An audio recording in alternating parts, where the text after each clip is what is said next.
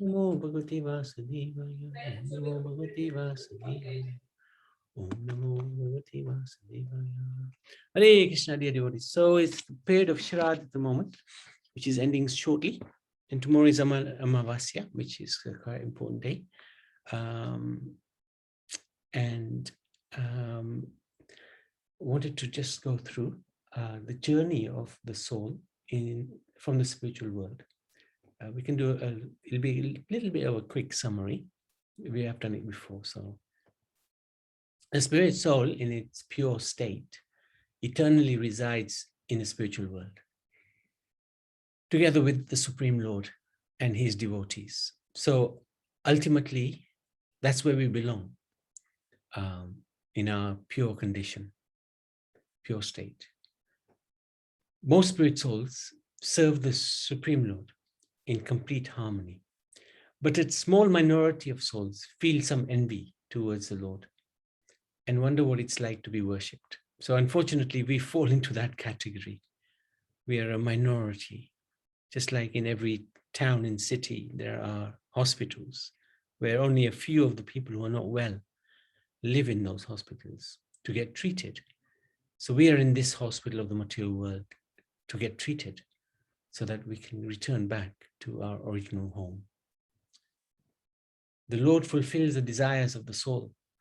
He creates the material world in order to allow the soul experience the opportunity to try to become the Lord of everything and try to thus obtain happiness. But of course, this is an illusion.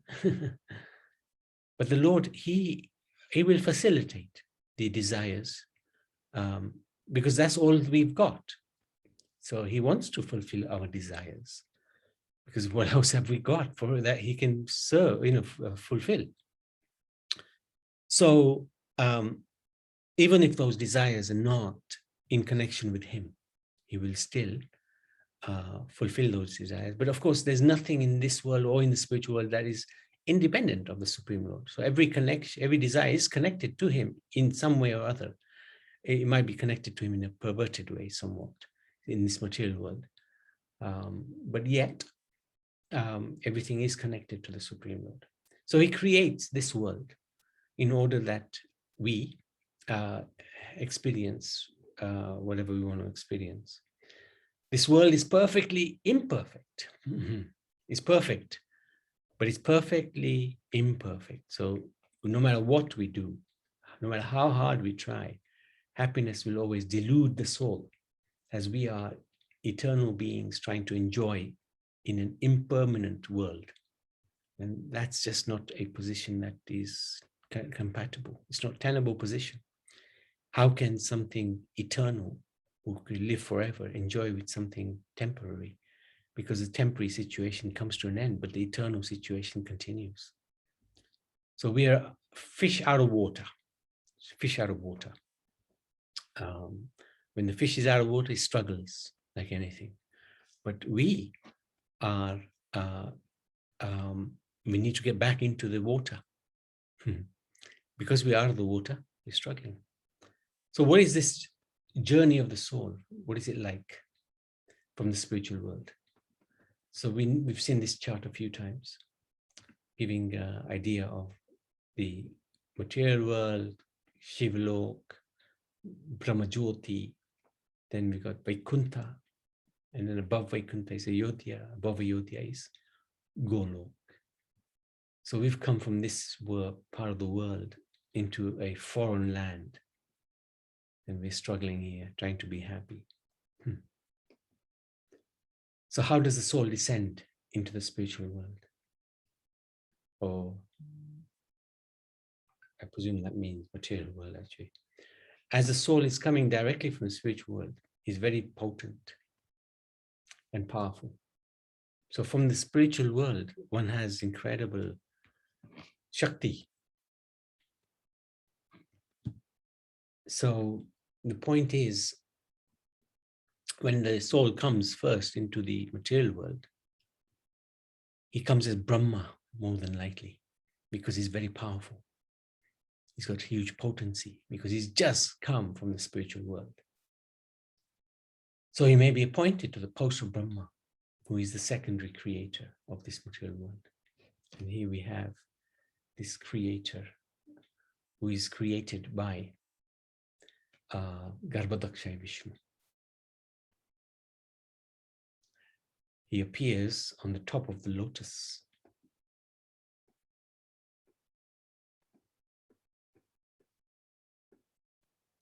Generally, from the position of Brahma, due to pride, the living entity glides down into the lower levels of material life. So if Brahma is a pure soul, he'll go back to the spiritual world. But what will happen is, because he's just come from the spiritual world, his situation is going to be one where the Brahma will be a little proud, seeking to enjoy in this world.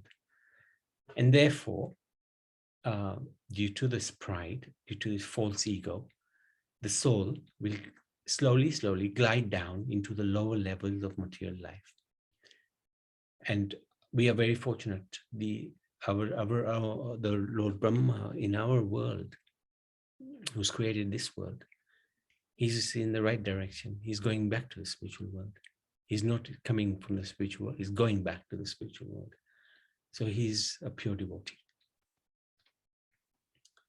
The living entity continues in the material world, getting different material bodies according to its karma, desires, and consciousness. So these are the three things which impact our next destination: what we've done in our life, what we want, and what we're thinking. Those three things will really determine our next life, whether we're going up or down. Down from going up or down. So animal life, human life, demigod, etc. When one attains the human form of life, which we very fortunately have, we get an opportunity, the best opportunity, to regain our original consciousness. How? By engaging in bhakti. That way we re-establish our relationship with the Lord and go back to Godhead. Easier said than done, of course. But we are in that privileged position.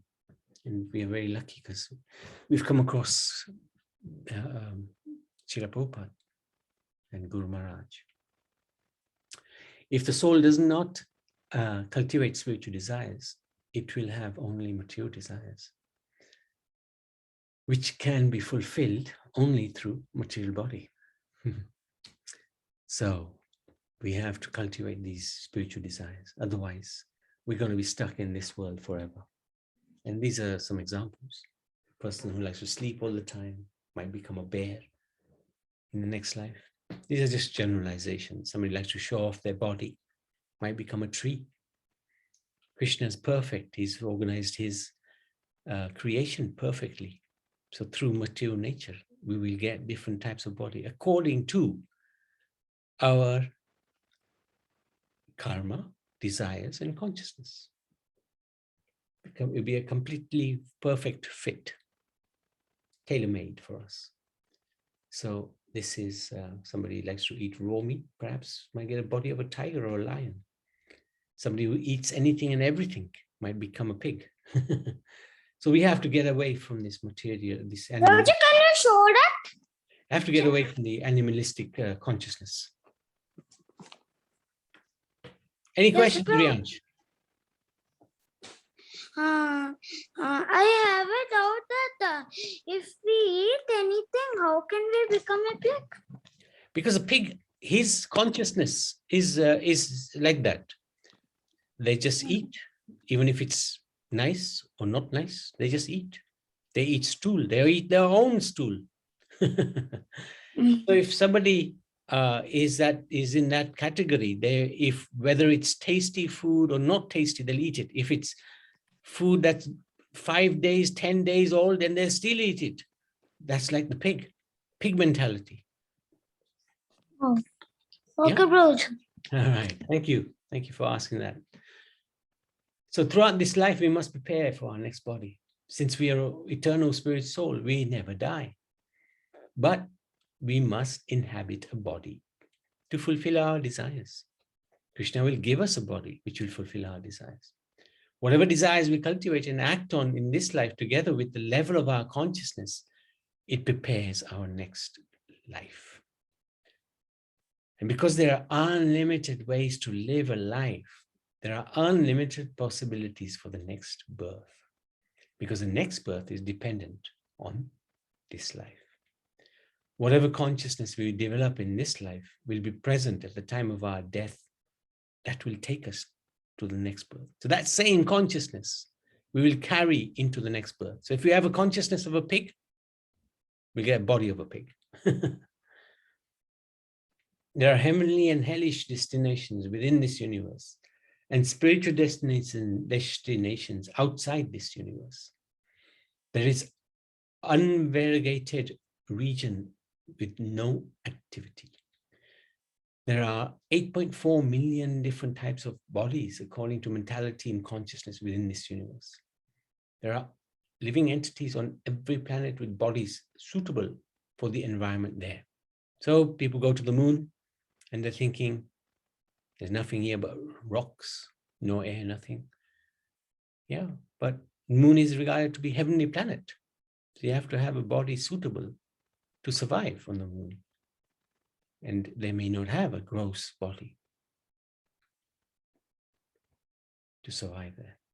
Once we leave our body, the decision is made by material nature. And although relatives and well-wishers left behind can have some influence over events, we don't have any ourselves. So by that time, it's too late. Right? We can't do anything. But the relatives can help us if we're in trouble. Like we saw in this last Ekadashi that we read. We have all of our chances to make choices in this life as a human being. And once this birth is over, we're simply in the system again. And the process is automatic, without any consideration of our desires or pleas. In that way, it's a bit like a judicial and penal system in a country. Once you are arrested, then you go to trial, and if convicted, you are sentenced. Regretting your criminal activity doesn't absolve you from guilt, nor does charitable work performed while under trial. You broke the law, you will be punished. The living entities in species lower than human beings, due to their lower understanding of metaphysical concepts, i.e. the difference between, and total lack of morality, they don't know the difference between right and wrong. They're not subject to karma. They simply take one birth after another through the different species until they attain a human birth. And in the human birth, you've got the concept of morality, right and wrong, and a bit more consciousness about where you are, who you are. The whole system is very organized, very detailed, very fair. It's been running for a long time, so there are no bugs in the program.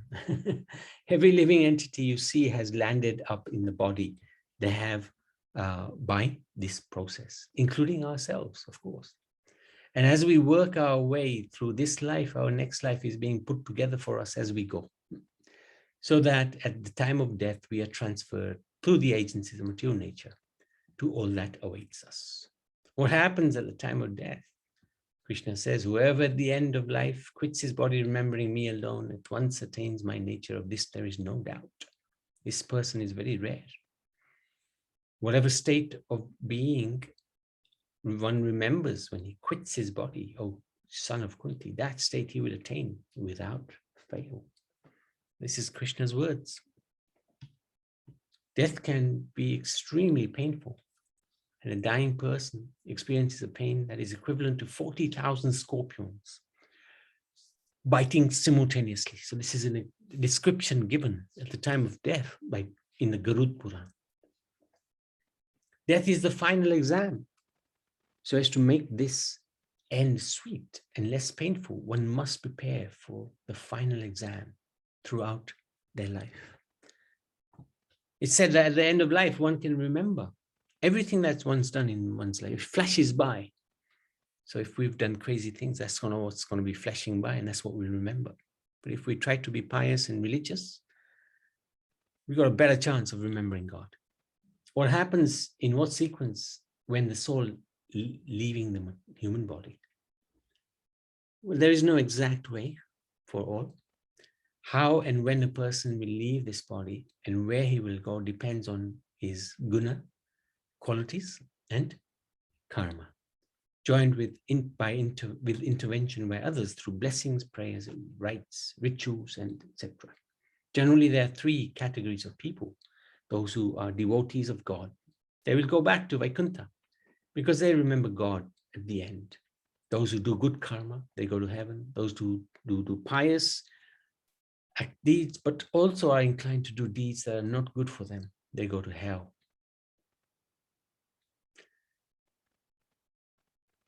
In Garud Puran, there are many chapters on different types of impious activities, acts, and appropriate actions. One sees all of one's life flash before him, and he dies remembering what is most dear to him. If the person is very attached to this body, he may remain in a coma for some time, trying to postpone the exit. Several days, hours before death, the person enters the terminal phase. So this can happen. We can sort of, if somebody's a little elderly, and they're going to die. It's a natural process. Before they die, they enter into this terminal phase. Often it's a form of terminal restlessness. That's a medicinal name. He may see his dead ancestors and friends, as well as specific Atvakhika, escorting devatas, may communicate with them, which the hospital staff and relatives present there usually consider delusion. So talking in a crazy way, perhaps with somebody who doesn't appear to be there. The body then gradually turns cold, starting from extremities. This is due to detachment of prana and subtle senses, part of the subtle body from the gross body. So this is from Upanishads and the Vedanta Sutras. What are the mental symptoms? There's a strong loss of interest in life, a dull outlook on life in the world, disappearance of the taste.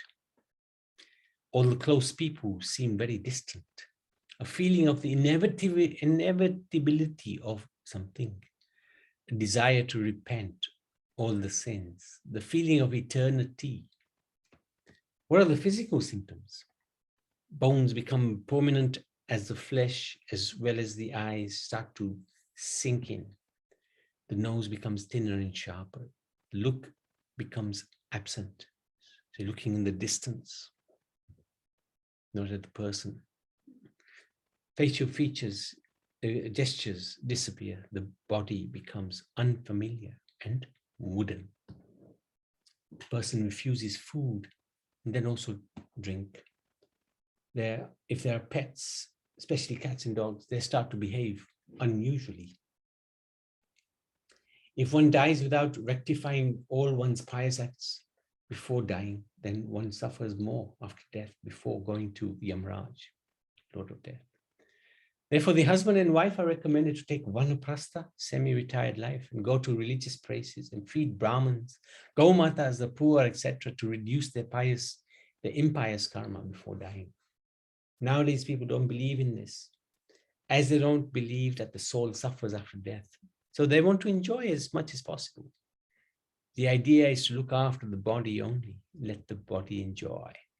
The exit of the soul itself happens through one of the 9 bodily openings, gates, as per one's karma and destination. Those that are impious leave the body from the bottom gates. Those who are pious leave from the body from the 7 upper gates. Those who are really top notch. Yeah. 9 gates. That's it. Good. Absolutely right. And one who is spiritually advanced, he will leave from the top of his skull.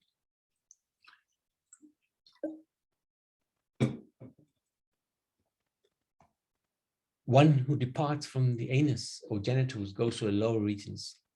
wherein one who departs from the upper portions of the body goes to the higher regions. Those who depart from the top of their skulls, from the hole known as the Brahma Randra, the place where the three bones in the skull meet, will attain the regions of Brahman. If the person is impious and sinful, the messengers of Yamraj, called the Yamadutas, approach. Their characteristics are fierce, horrible-looking persons with twisted features, copper red flaming hair that stands on end, black in complexion, frightening to behold. They appear at the deathbed of the person in question, drag him forcibly from his body with ropes and chains. When the Yamadutas are pulling the soul at that time, the person is unable to speak. You can see a scared expression on his face. This scene so frightens the person that he literally dies of fright. And there's many stories, many pastimes of the Yamadutas. Ajamil is a big one, right? 6th canto. We've been through it. He was a Brahmin sent by his father to the jungle at the age of 18 to find some stuff for the yagya. But he saw a beautiful woman there, and he got tempted. He forgot everything. He made that woman his wife. There were children born to them. And finally, when he reached the age of 88, the time came for him to die. Up to that age, for 70 years, he behaved very badly. And the Yamadutas came at the time of death. They arrived. Ajamil saw them. He was scared. He screamed out the name of his youngest son, Narayan. He was only 5. He was the only one who cared for Ajamil. Everybody else had left. His wife, his elder children, gone. He was an old man. Guru Maharaj often says, when you get old, everybody will see you as a curse. When is this old man gonna die? Very true. Hearing the repeated call of the name Narayan, the servants of Vishnu appeared there and dismissed the agents of Yam.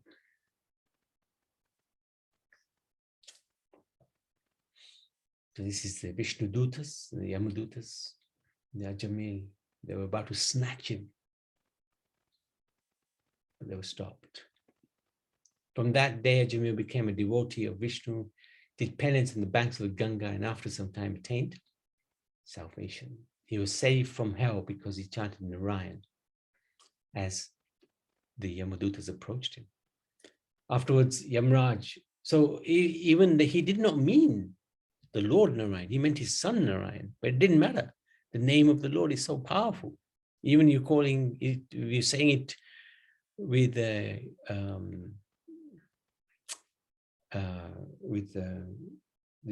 idea of calling somebody else. Yet the name is so powerful, even a glimpse of the name is enough to protect.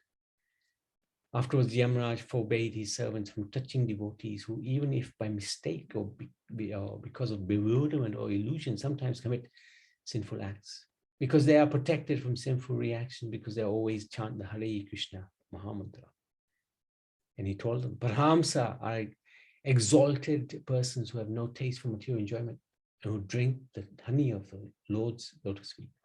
My dear servants, bring to me for punishment only persons who are averse to the taste of that honey, who do not associate with the Parhamsas, and who are attached to family life and worldly enjoyment, which form path to hell.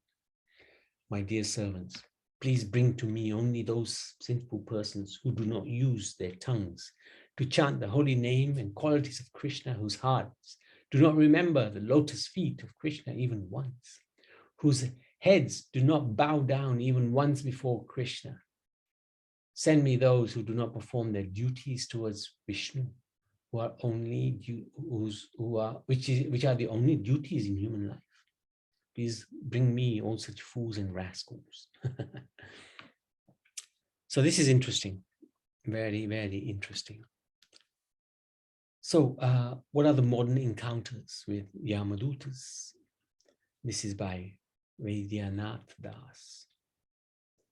One day, this is really interesting, a very freakish artist came to the old steel wagon Sochi temple with a Sri Ishopanishad in his hand and told the devotees his story. I was looking for you people for 3 days.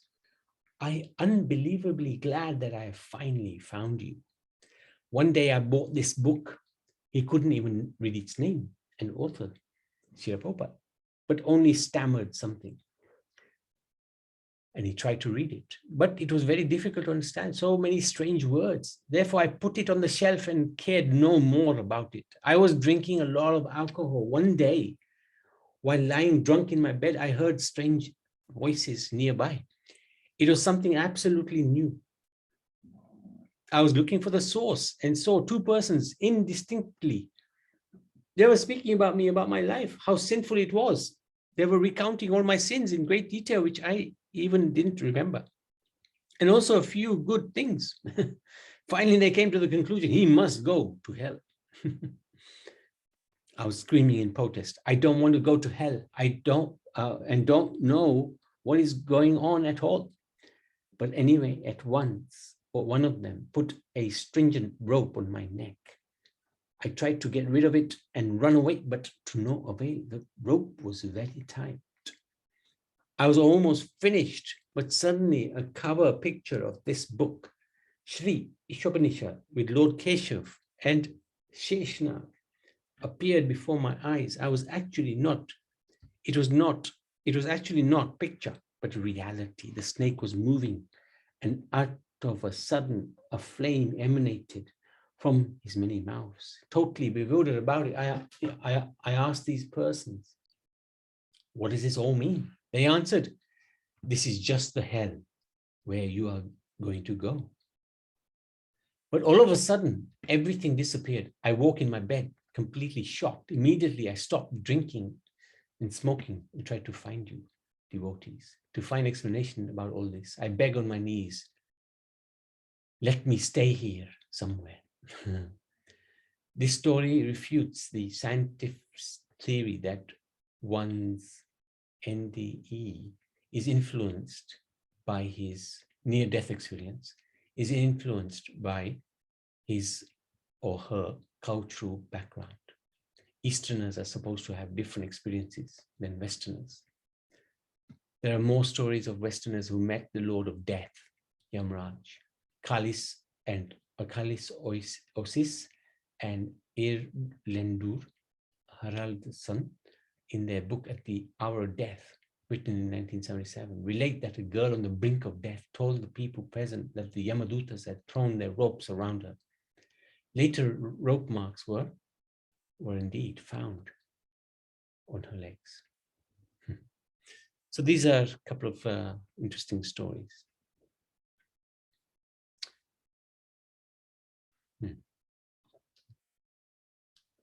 A pure devotee is always with the Lord, but a pious person who is not completely fixed in Krishna consciousness or in old age, afflicted with disease and unfavorable health conditions, knowing death to be near, shall be fearless and alert, and should make reparation for any sins committed knowingly or in ignorance.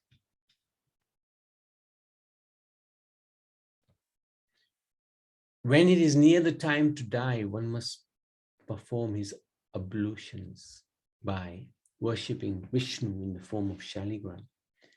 Give a gift of a decorated cow, Vaitarani, to a Brahmin to ensure his safe passage over the river of death, or give at least a cash equivalent if the cow is not available.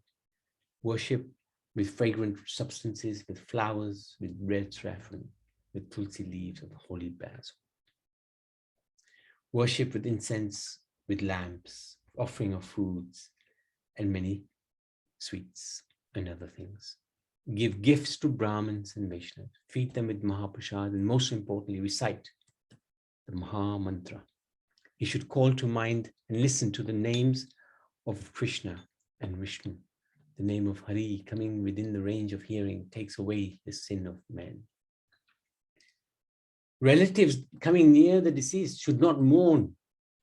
The Lord's holy name should be remembered and meditated upon repeatedly. Those who recite the holy names of Krishna near the deceased are called relatives of him who gave voice to the auspicious name Krishna. Tens of millions of great sins are quickly reduced to ashes. From the dying Ajamil even the dying Ajamil reached the spiritual world Vaikuntha by pronouncing the name Narayan, which had been given to his son. How much more then is its effect when pronounced with faith? Hari, meditated upon even by one who has evil thoughts, takes away sins. Fire burns, even though accidentally connected. This is a really important point. And accidentally touches a flame, it's still going to burn you. Because it was an accident, it's not like the fire will let you off. So in the same way, the holy name is so powerful. If one connects, even unknowingly, it'll still have the impact. Okay, I wanted to stop there. Any questions, any comments? We can carry on with part 2 tomorrow, if that's okay.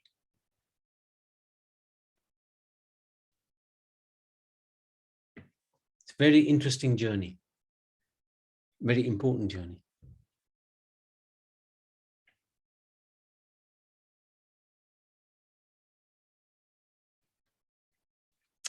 Okay. Hare Krishna.